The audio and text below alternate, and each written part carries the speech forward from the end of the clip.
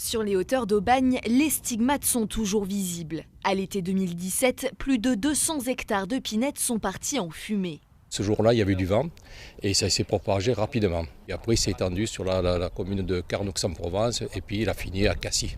Aujourd'hui, la biodiversité doit être restaurée. Pour ce faire, l'ONF, la ville et l'association Trésor de Nature mènent conjointement une opération pilote. Sur ce versant, 2000 seed bombs ont été plantés par des écoliers. Emprisonnés dans de l'argile, différentes essences d'arbres méticuleusement sélectionnées.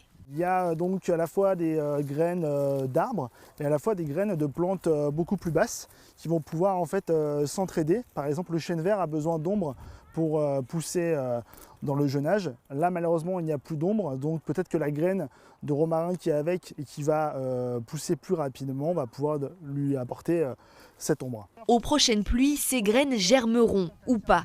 Créées par Oxygène Plus, ces bombes ont déjà fait leurs preuves du côté de la Côte Bleue. Ici, on ne saura qu'en mars si le procédé fonctionne.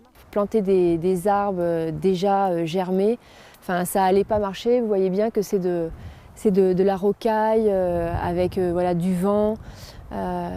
Et puis c'est en plein soleil, donc c'est assez compliqué à prendre. Et puis du coup, les arbres meurent.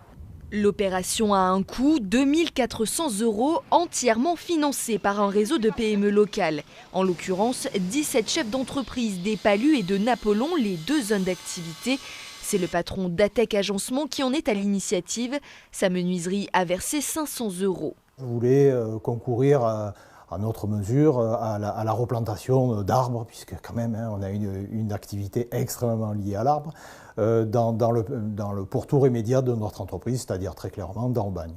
Si les résultats de cette opération pilote sont positifs, d'autres actions pourraient être menées pour reboiser la parcelle brûlée.